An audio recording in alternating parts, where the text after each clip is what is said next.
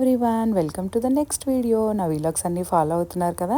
నేను last time post చేసిన video ఏంటంటే మేము నార్త్ ఫ్లోరిడా ట్రిప్ వచ్చామని చెప్పాను కదా థ్యాంక్స్ గివింగ్కి. అక్కడ మేము తలహసి అని చెప్పి ఫస్ట్ డే అక్కడికి వెళ్ళామన్నమాట, state capital of Florida.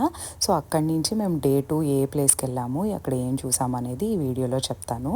So day 2 మేము ఏంటంటే ఆ తలహసి నుంచి 3 hours డ్రైవ్లో అలబామా అనే స్టేట్కి వచ్చాము. సో ఇక్కడ ఏంటంటే మంచి మంచి బీచెస్ ఉంటాయి అండ్ మంచి హిస్టారికల్ రిజెంబ్లెన్స్ ఉన్న పార్క్స్ ఉన్నాయన్నమాట. అలాంటి పార్క్కే ఒక పార్క్ మేము విజిట్ చేయడానికని వచ్చాము. ఇదేంటంటే USS Alabama battle ship memorial park అనమాట. సో అప్పుడు వార్ జరిగినప్పుడు అక్కడ యూజ్ చేసిన ఎయిర్ క్రాఫ్ట్స్, షిప్స్, సబ్మెరైన్స్ అన్ని వాళ్ళు ఇలాగా ఎగ్జిబిట్స్ లాగా పబ్లిక్కి యాక్సెసబుల్ లాగా పెట్టారనమాట, మ్యూజియం లాగా. సో ఇంకక్కడ మేము లోపలికి వెళ్ళి ఇంకక్కడ బయట కూడా చాలా బాగా పెట్టారండి, అన్ని ఫ్లాగ్స్ అన్నీ వాళ్ళు అక్కడ ఫైట్ చేసిన వాళ్ళ కొంతమంది పిక్స్ అన్నీ పెట్టారు. సో భలే అనిపించింది చూడంగానే. అక్కడ యూజ్ చేసిన కొన్ని షిప్మెంట్స్ అవి కూడా పెట్టారనమాట. సో లోపలికి వెళ్ళిన తర్వాత ఇంకా మేము టికెట్ తీసేసుకొని ఆ లోపల షిప్ సబ్మెరైన్ చూడటానికి సపరేట్గా టికెట్స్ తీసుకోవాలి. ఇంకా టికెట్స్ తీసుకొని అక్కడ కొన్ని ఎయిర్ క్రాఫ్ట్స్ ఉంటే అవి కూడా చూసుకుని ఇంకప్పుడు లోపల యాక్చువల్ షిప్ లోపలికి వెళ్ళాము. ఇదే అనమాట ఆ షిప్. సో అక్కడ మనకి ఎక్స్ప్లెయిన్ చేయడానికి అక్కడ కెప్టెన్ వాళ్ళు కూడా ఉన్నారనమాట. సో వాళ్ళు మనకి ఎలా వెళ్ళాలి, ఏంటి, ఎన్ని ఫ్లోర్స్ ఉంటాయి అన్నీ వాళ్ళు డీటెయిల్గా ఎక్స్ప్లెయిన్ చేశారు. కలర్ కోడింగ్, నెంబర్ కోడింగ్ కూడా ఇచ్చారనమాట. సో ఆ కలర్ కోడింగ్ ఫాలో అవుతూ మనం లోపలికి చూడొచ్చు.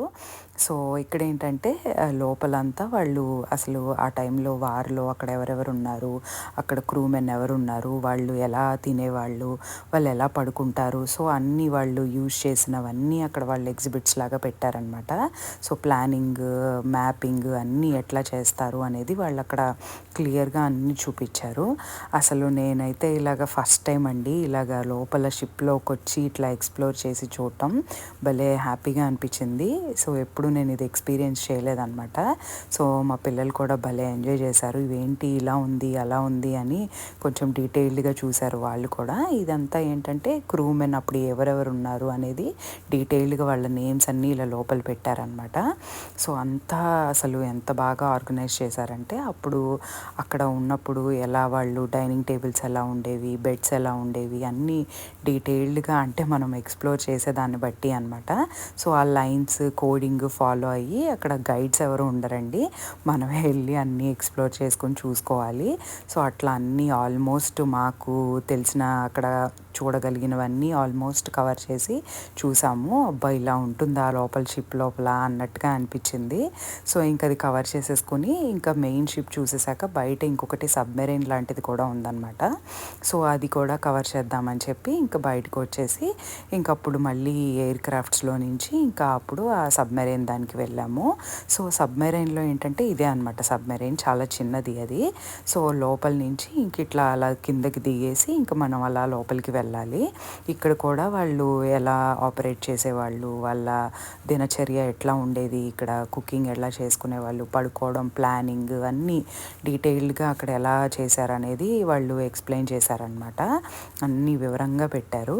ఇంకా అట్లా అవి చూసుకొని ఇంకా ఫుల్గా ఆ తర్వాత ఇట్లాగ దారిలో ఇంకా ఫుడ్ తిందామా అనుకుని ఇంకా దారిలో ఇలాంటి మంచి ప్లేస్ కనపడితే ఇంకా ఆగిపోయామండి.